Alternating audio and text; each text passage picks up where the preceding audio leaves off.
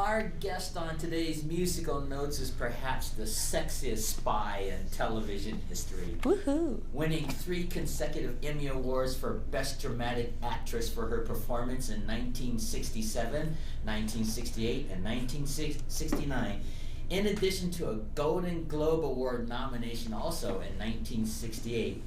And on April 28, 2016, she was honored with the 2,579th star on the Hollywood Walk of Fame. Born Mildred Fogel, Barbara Bain, known to the world as Cinnamon Carter, and there she is. Look at that look. You can see she looks like a perfect spy. Anyway, Barbara Bain is the best spy on TV, and let's catch her in action with that video, and then I'll talk a little bit about her. Look at that look. She's gonna steal something from this guy here. She's known for doing that. This here, she's setting up the prime minister who's out to destroy the United States, and so that's why she was wearing that towel to set him up. That's what spies do. She's setting this guy up, and look at those looks, those intense looks when she sneaks around. Like Susan the patient. And then she rings the card for the card game here. And she burns all the money up. She's just a sneaky lady on TV. So this gives you an idea why she's the best. Now to tell you a little bit about her, Barbara Bain is an American film and television actress. She was born in Chicago from Russian Jewish immigrants. She graduated from the University of Illinois with a bachelor's degree in sociology. Her first acting role was in it's pronounced Paddy Chayefsky's play called Middle of the Night, and it went on a national tour in 1957, and this was just a play. She broke into early television with a television show called Tightrope with Mike Connors. She did 3 ABC series, The Law and Mr. Jones with James Whitmore. Look at that gun. It's so silly. And Adventures in Paradise and Straightway. And then she hit her stride in 1966 to 1969 with her husband on Mission Impossible playing Cinnamon Carter, the original spy lady. There she is with her husband there. And then she hit her stride a second time playing in the science fiction television series Space 1999 from 1975 to 1977 as Dr. Helena Russell.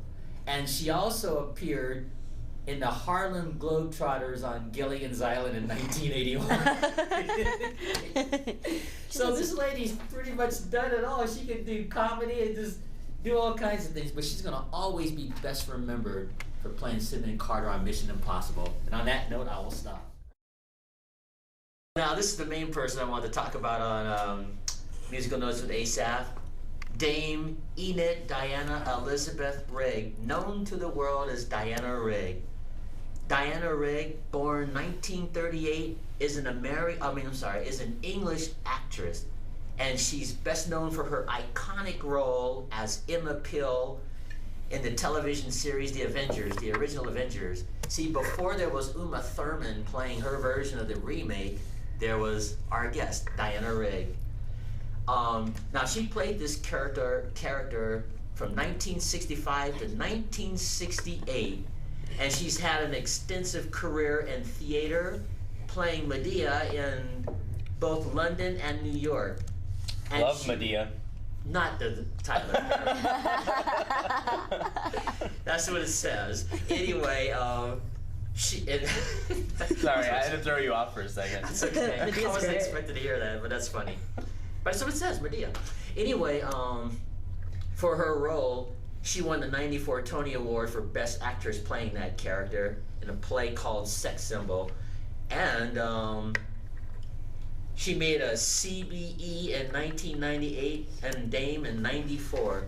Now, Diana Rigg began her professional debut in 1957 in a play called Caucasian Chalk Circle. Boy, that's a mouthful. And with a gun like that, no wonder. And she also joined the Royal Shakespeare Company in 1959. She made her Broadway debut in 1971.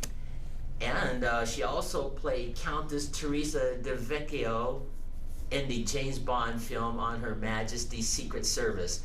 And on that note, if we have that video, let's show her in action.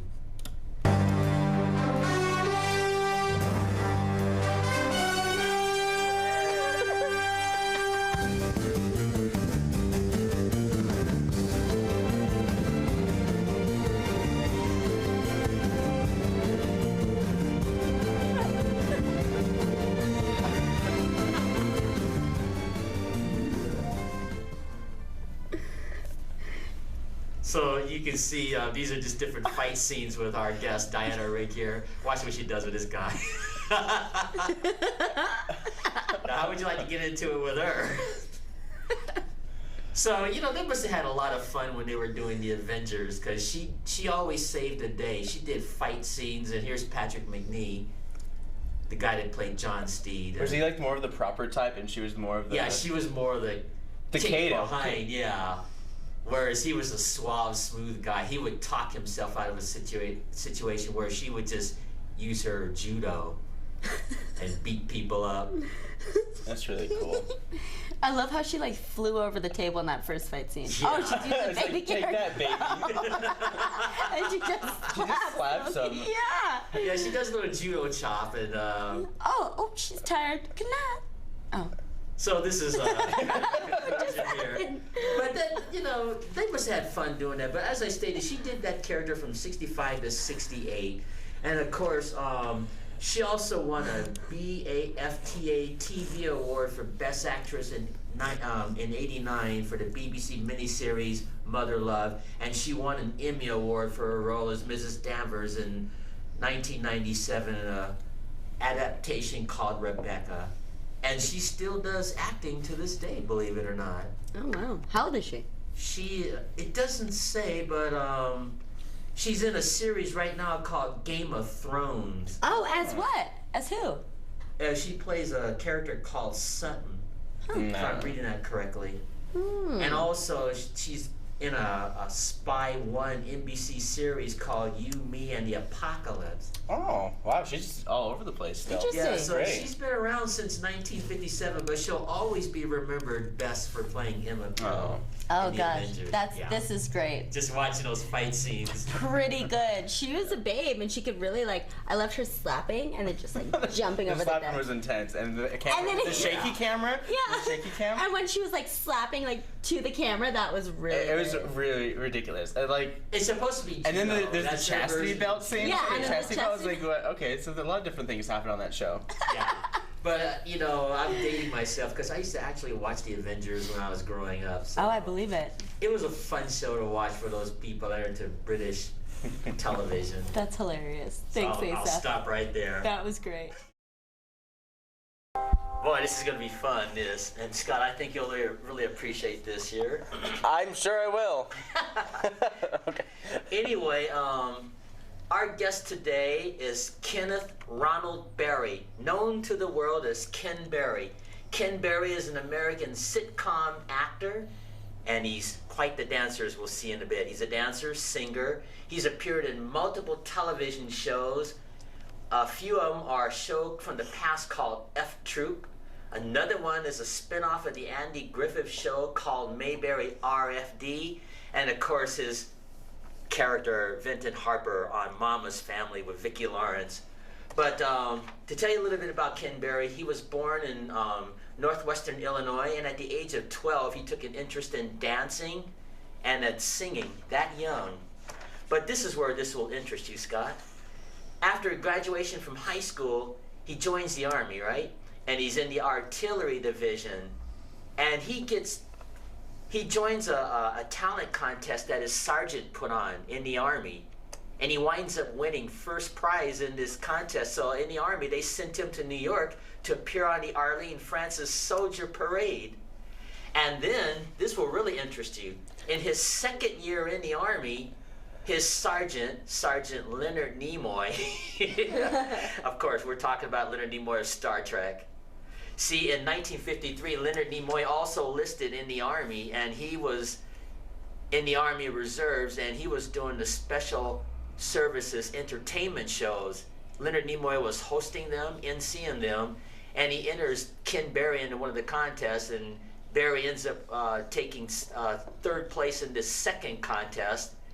And so because of that, Leonard Nimoy contacts the movie studios of that time, and they set up an opportunity for him to appear on the Ed Sullivan Show. And of course, he was a hit. So let's show this clip here, and you'll see why this man was such a hit.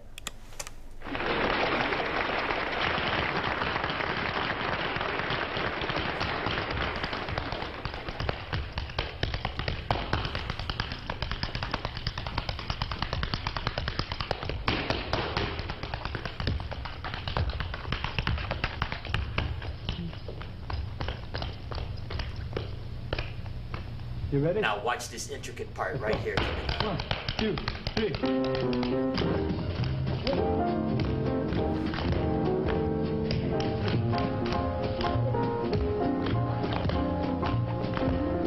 Isn't that amazing? Yeah, that's Leonard really Nimoy cool. set that up for him to do this, and he was on the Ed Sullivan Show, and he became a hit.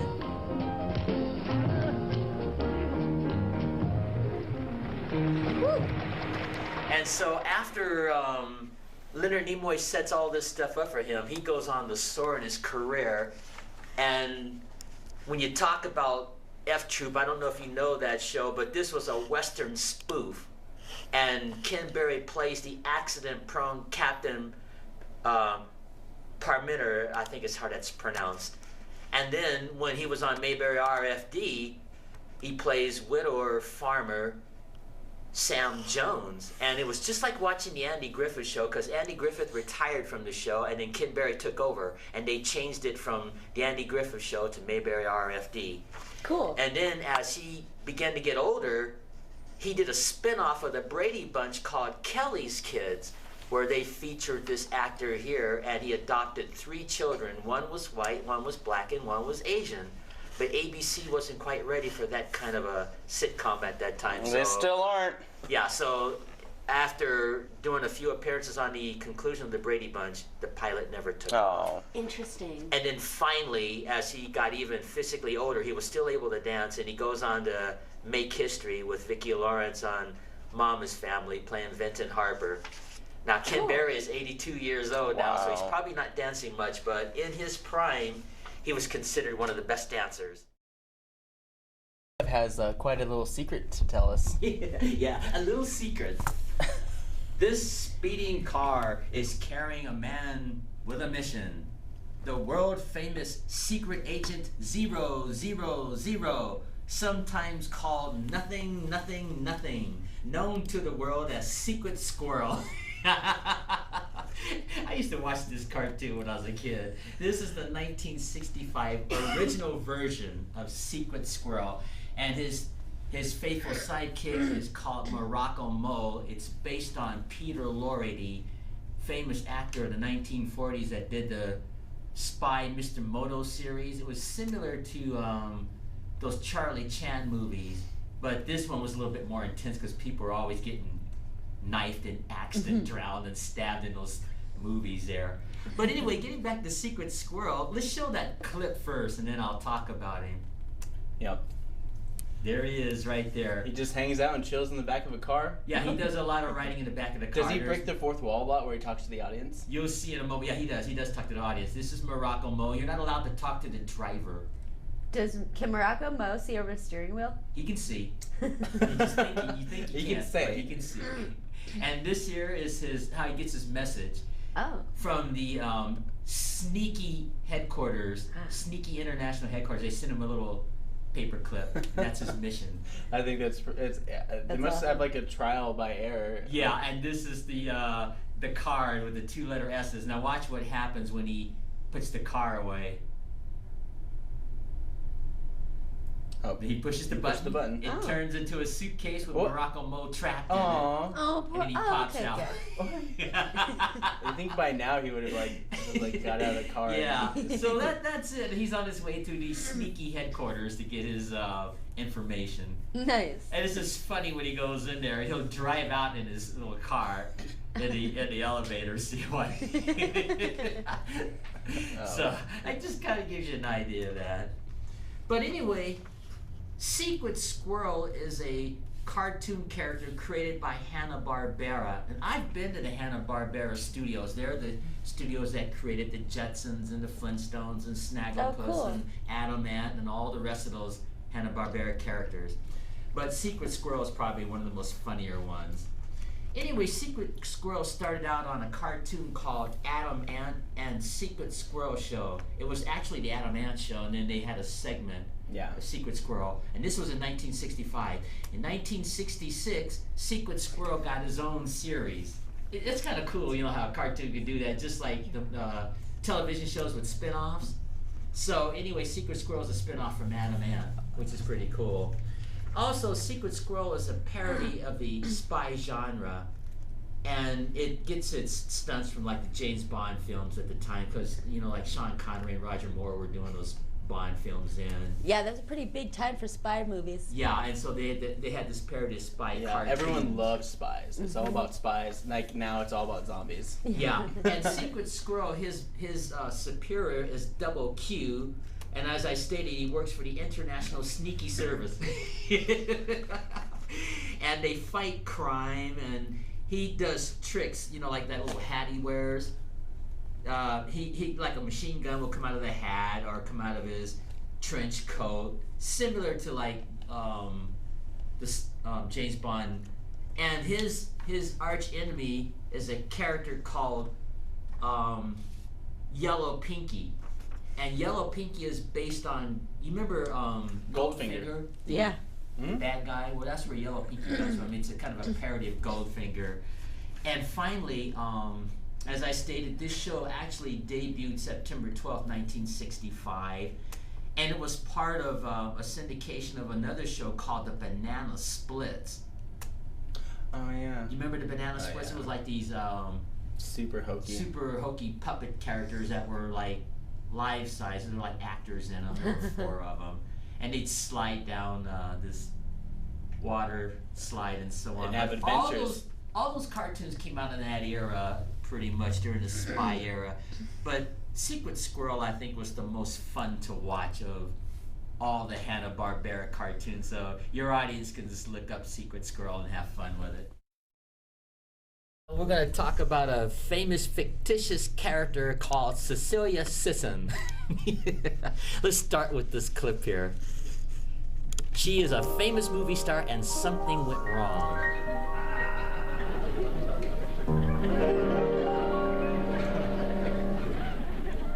My name is Cecilia Sisson.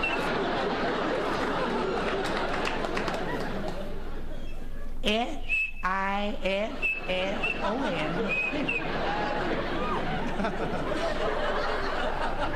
I starred in the first all-talking picture, Mississippi Melody. I had been on the silent screen for 7 years and had worked with Wallace Beery, Buster Keaton, C. Aubrey Smith, and many others. So poor old Cecilia Sisson, she's explaining why she was once a famous movie star. She was famous until she opened her mouth, as you can see. Anyway, Cecilia Sisson, the creator of this character, is the one and only Carol Elaine Channing, known to the world as Carol Channing, who is still with us at the age of 95. Woo! Carol Channing, she's an American actress, singer, dancer, comedian, and voice artist, as you can see.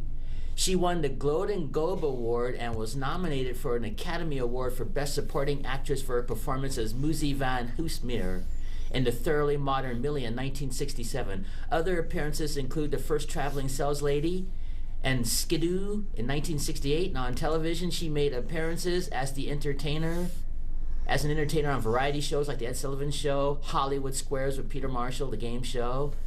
And also, this is pretty impressive, she was nominated for her first Tony Award in 1956 for The Vamp. Her second nomination came in 61 for Showgirl, and in 64 she originated the role of Dolly Gallagher in Hello Dolly, winning the Tony Award for Best Actress in a Musical. And she received her fourth Tony nomination in a musical, Lorelei, in 74. She was also the image of Gentlemen Prefer Blondes. And finally, she was inducted into the American Theater Hall of Fame in 81, and she received a Lifetime Achievement Award in 95. And she still continues to perform here and there whenever she can, but she's already left her mark in the world with so many other characters and shows that I wouldn't have time to mention. So if you want your audience to look up Carol Channing, they can see some great performances by this lady. A stewardess on a flight notices two African American passengers. One of the passengers is in pain. The stewardess says, "Can I get you something?" The passenger says, "Small butter laying me to the bone, jacking me up, tight me." The stewardess says, "Sorry, I don't understand." And the other passenger says, "Cuddy can't hang." Our guest on this segment today said, "Oh, stewardess, I speak jive." And the stewardess says, "Oh, thank goodness for that." So our guest tells the stewardess that the passenger is in great pain and can the stewardess help him.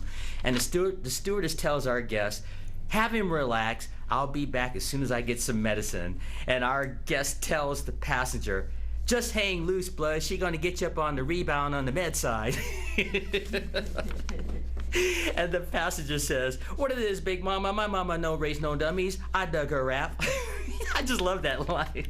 And finally our guest says, "Cut me some slack, Jack. Chump don't want help, chump don't get help. Dude don't got no brains anyway." Can you believe this lovely woman was speaking jive? And of course, our guest is Barbara Lillian Combs, known to the world as Barbara Billingsley. There she is. Barbara Billingsley, she was an American film, television actress, and a voice actress and stage actress. She got her start in 1950 in a movie called Careless Years, and then that took her to her most iconic role as June Cleaver on Leave It to Beaver. For those who are watching that might recognize and don't remember. And there she is with Hugh Beaumont, the actor that played her husband on the series. Now this show, she hit her stride with that iconic role from 1957 to 1963, and of course, on the far right, Jerry Mathers is the Beaver. And they called him the Beaver because he couldn't pronounce Theodore. And then Tony Dow on the left, who played Wally, the older brother. So anyway, this show, as I stated, was from 1957 to 1963, and then they had a sequel in 1983 to 1989. So that's kind of a stretch there. Barbara attended Los Angeles Junior College, and she traveled to Broadway. She was in a play called Straw Hat at the very beginning, which only lasted 5 days. So she winds up taking a job for $60 a week as a fashion model in New York. And after she married Glenn Billingsley, that's when she got the MGM contract to do Leave It to Beaver. And of course the rest is history. And there she is, and the two characters in their later years when they had the second series. And when she appeared in Airplane, that resurrected her career because she got typecast for years playing this perfect mom. There she is. And this made her famous for the second time, just like when she was on Leave It to Beaver. And because of this role, this little, what you call, momentary role, she wound up on Mork and Mindy with Robin Williams. And she did some other television shows. Now, Leave It to Beaver was seen in 100 countries around the world. Isn't that incredible for that time? And that's why this show is probably considered the best family show in history. And of course, she's considered the best family mom in television history. And my final words, she also was in a movie called Muppet Babies from 1984 to 1991, playing the voice of the nanny and the little train. She had a dual role in there. Nice. And she got the Emmy Award nomination for Best Performer in a Children's Series in 1989 and 1990. Oh, that's cool. Yeah, her final role was playing Aunt Martha. Do you remember they had the invisible Aunt Martha and Leave It to Beaver? Nobody ever knew who this auntie was. Well, she plays the auntie in the 1997 film version of Leave It to Beaver, and her final appearance was in 2003. in a movie called Secret Santa. So I remember the 1997 Disney Channel Yeah. Leave It to Beaver. You remember Eric Von Detten? Yeah. Oh yeah. He was Wally. He was the Yeah, the dummy. new- he was yeah. like Eric Von I don't Detten want to was say a that. 90s babe.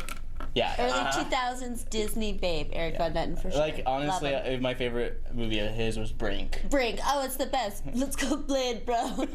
Blading is life. Yeah, Leave It to Beaver, definitely. The 90s, the 97 movie was pretty good. Yeah, for it all was. things considered. But, you know, it would be impossible, like I usually say with some of these guests, depending on who they are, because her resume is, like, outrageous.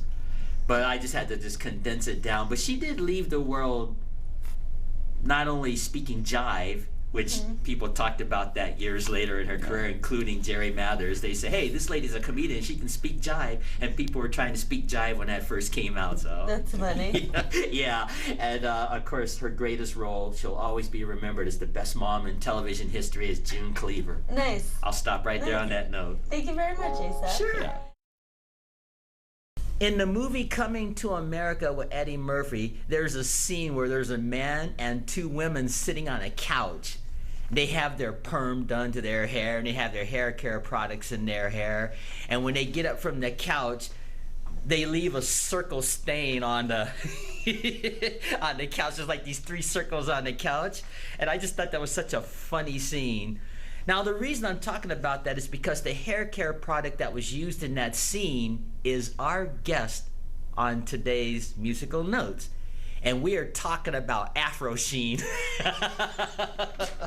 And they're, you know, when I was in high school, I used to actually use this stuff. I used to get in the mirror just like this and spray this stuff. And I had a little afro similar to this, not quite this big, but I had my little afro. I mean, it's interesting because, you know, when I see like this product or like the use of it and all that stuff, it's like I don't hear about it anymore. They don't really talk about it. It's not like as big. It feels as though that after I saw that movie Coming to America, making fun of Afro Sheen and all that stuff. Yeah. For Jerry curls and whatnot. Yeah, I was going to lead to the Jerry curl, but this is what was called Afro Sheen. This was the product here, and it was very oily. You know, you'd spray this stuff, or they have like this cream that they put on, and it was so oily, it's like pouring Crisco on your hair. And it would literally circle on a couch every time when you go to visit someone. And this came out, this Afro Sheen actually came out in the 1960s when the Afro was popular in the African American community, like this young woman here. You look at like Soul Train or some of those early shows, and everybody had a fro. Or you look at Starsky and Hutch, and everybody had the little afro. That's just the way it was. But when the afro fell out of favor, that's when they had what was called the Jerry curl. This man right here is the creator of Afro Sheen. His name is George E. Johnson Sr. He's the one of the first African American entrepreneurs. He founded a company called Johnson Products. It's an international cosmetic empire, and there he is carrying some of his products here. And again, I used to use some of these products when I was in high school. Did he create Ultra Sheen? He created all the whole. I was going to lead up to it, yeah, but he created all of that stuff. All the sheens? The original. We're talking about the original. Right. The original Afro Sheen.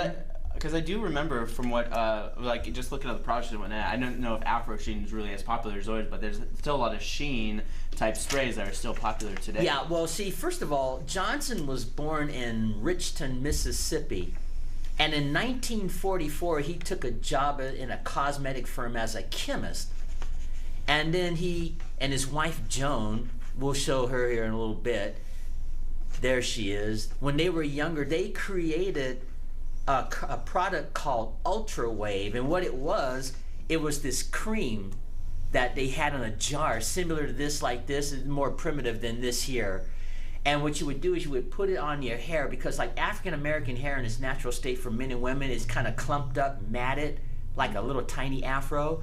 So this Ultra Wave, they put this cream on it, would straighten out the hair and make it look like Sammy Davis Jr. or somebody like that. And they called it fried, dyed, and laid to the side. That's just the way it was then.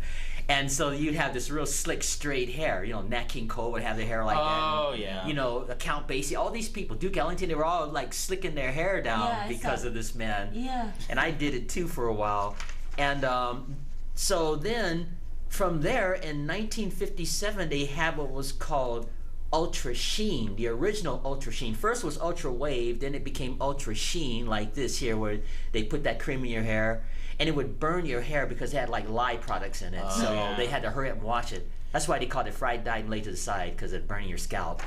And then they got more technical. 25 years later, they came out with Afro Sheen, which is a spray, and like this here. So that's kind of the history of Afro Sheen and the Johnson products, thanks to George Johnson Sr. And then, of course, when the Afro fell out of favor in the African American world, they had what was called the Jerry curl, spelled Jheri, Jerry curl, which became known as Scary curl. And and that was just kind of like a. Yeah, they would like straighten the hair out with the stuff, and then they put the rollers in your hair. Oh, yeah. And that's how they got that effect, like a young Lionel Richie. Okay. You know how they have that. Yep.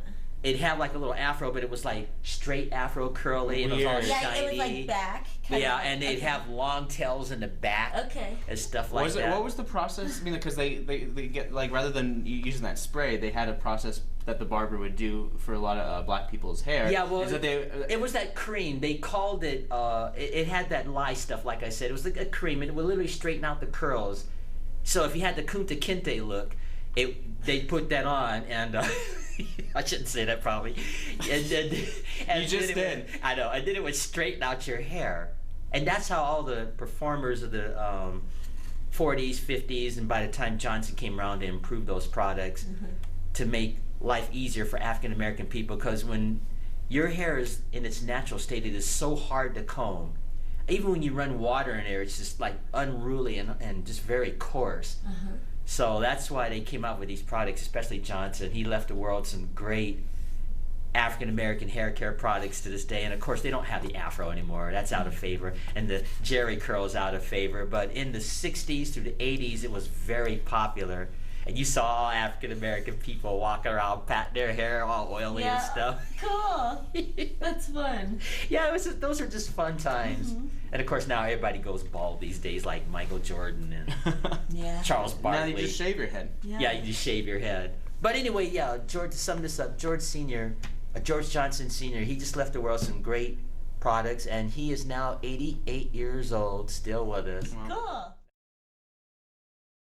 In the 1930s, the original radio broadcast had radio live broadcasts like The Lone Ranger, Fibber McGee and Molly, and The Shadow Knows. But of all those radio broadcasts, I think the most popular is the one we're talking about today. And of course, we're talking about the one and only Green Hornet, known to the world as the Green Hornet. The Green Hornet is a fictional character, a masked crime fighter created by George Trendle and Fran Stryker, and it made its debut on the radio in 1936 on WXYZ radio, and from there it went on to become a black and white serial, they called it in those days. They called it a serial. This is the actor Gordon Jones who played the original Green Hornet before Van Williams and Bruce Lee version came out. This version came out in 1940, and then in 1960, that's when they had the Bruce Lee version. But this is the original, and they had 13 serials in this series. And I have the entire series at home in my collection. And so at the end of each episode, the Green Hornet was about to be killed, and they would have the actual words going up on the screen saying, "Tune in next week." So that's how they started the original Green Hornet. And there's the sign, and you've got that clip. Let's just show a scene from there real quick.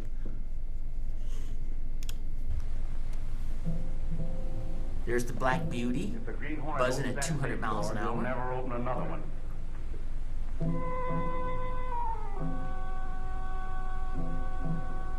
Nice pan. Yeah, right. You can see how old-fashioned these scenes are here. That's the car There's that the Green escaped us Hornet last night. Kato.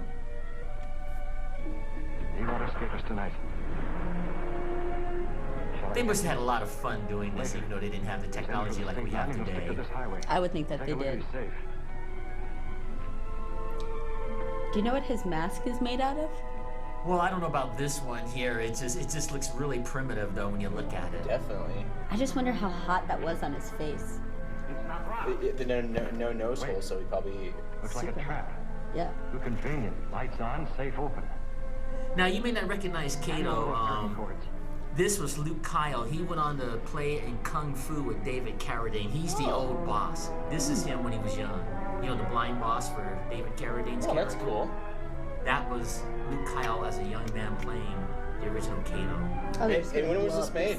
This was in 1940, maybe 1941, something like that. Yeah, this was 1940. And there wasn't too many roles for a lot of Asian... Not in those years there. But Luke Kyle broke through that, and a lot of doors were open for Asian actors because of his portrayal.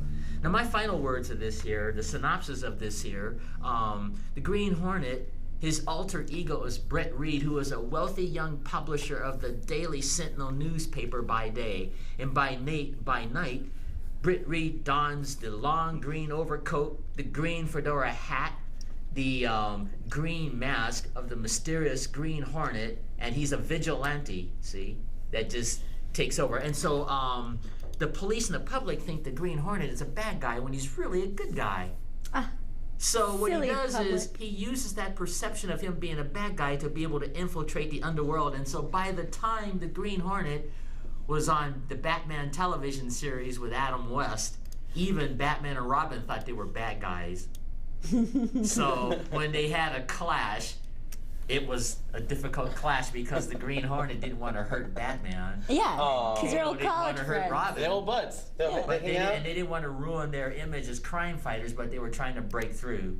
So they had to fight with Batman and Robin, the police, and the public. Even though they didn't want to. Yeah, even though they didn't want to. I want you to listen to this melody I'm doing.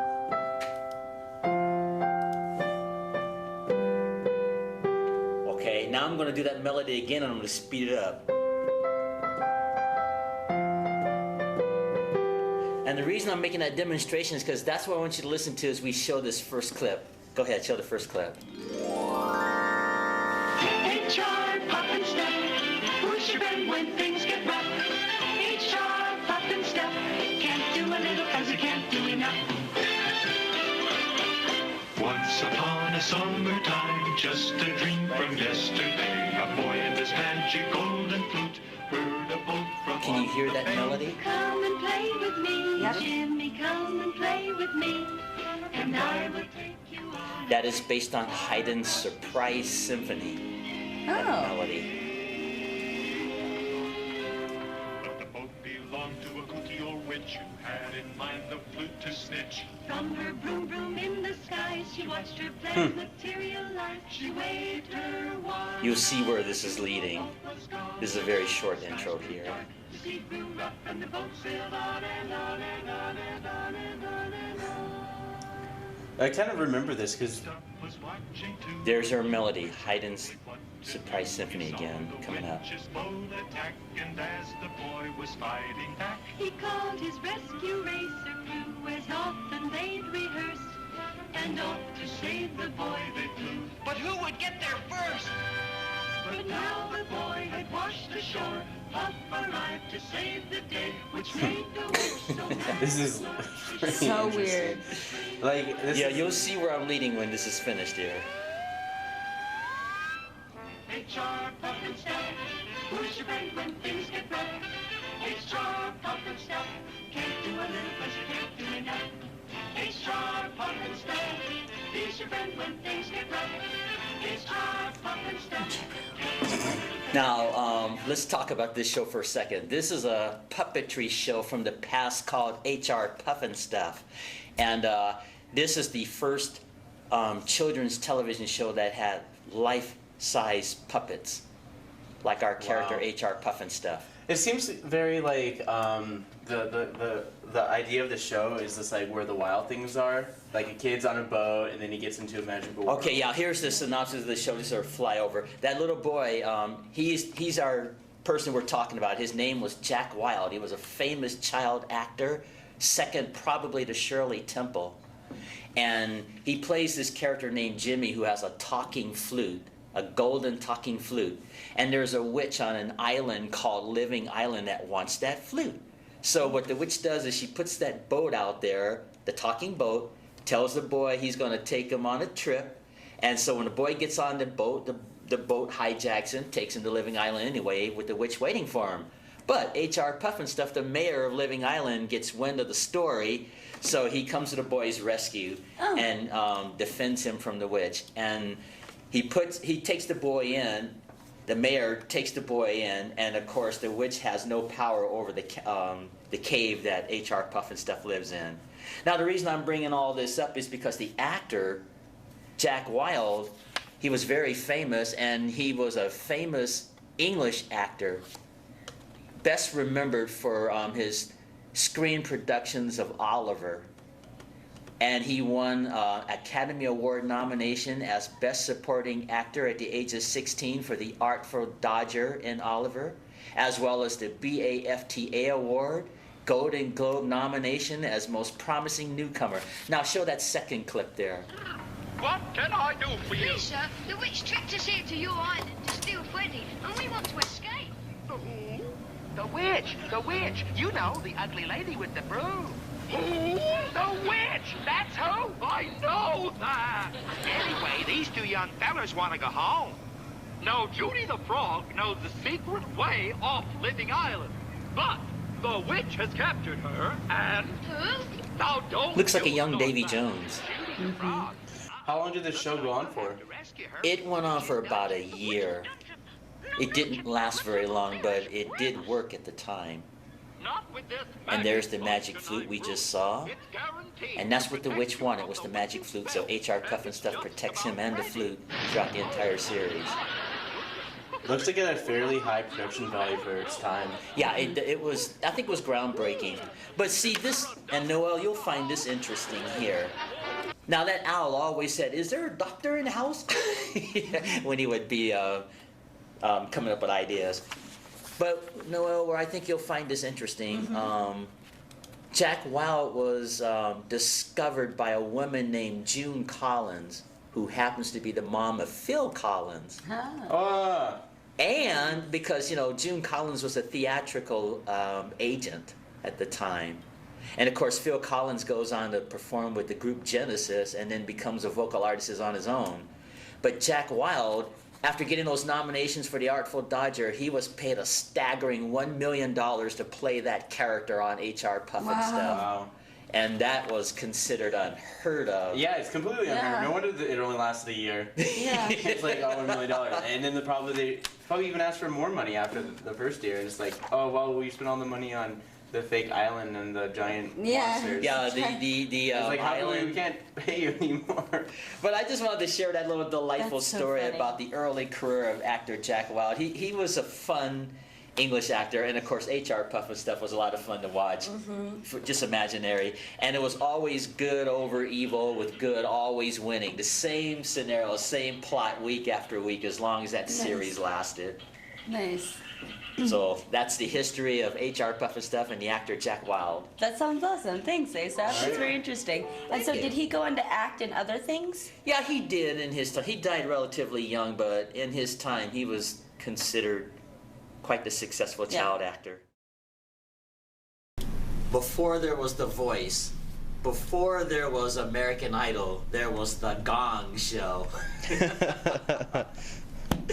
And we're going to talk about a performer named Eugene Patton, known by his stage name, Gene the Dancing Machine.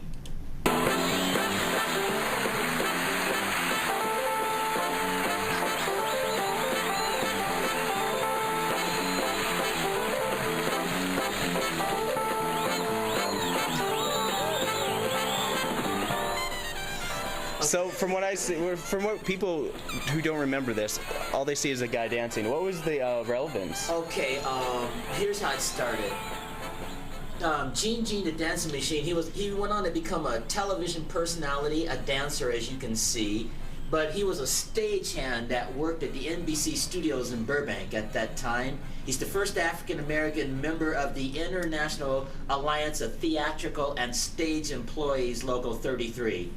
Now, his claim to fame, how it started, he would entertain during the commercials, you know, when they went to a commercial break on this show, and he became such a hit that the host here on the right, Chuck Barris, put him on the show.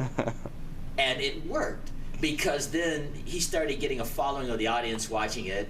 And what it was is the way they judged the show, if the stars liked you, you know, they just have points, kind of similar to The Voice. But if they didn't like you, they would take this big gong, like this big Chinese gong, and they go, gong, and they'd hit it. And then this guy would come out literally with this big hook, and they would put a hook around your body and take off stage. And then Gene, the dancing machine, would come sliding on the stage like what we just saw while they were getting ready for the next act. So that's kind of his claim to fame. He wasn't what you would call a singer or anything. He was just a stagehand that got put on the show at the time, and it worked. And we just lost him March 9th, 2015. Yep. He was aged 82, so that was his claim to fame. And every once in a while he would judge a show too, but he's going to be best remembered for dancing. And he always wore that same outfit, the green sweater with the yellow top and the gray pants. That was his niche. That's cool. I mean, yeah, I didn't, never knew this, because, there's always some shows where like you get like stagehands and like regular people, and then they just make such a like killing. It's all they really, they're it's just no different than what David Letterman did with Rupert, the deli guy. When they first went into a shop, they went in there with those cameras, and Rupert wasn't very receptive, and it worked. And he went on to become a fixture. So it's the same with this Gene, the dancing machine for the Gong Show. nice. Well, thanks, Asaph. Sure.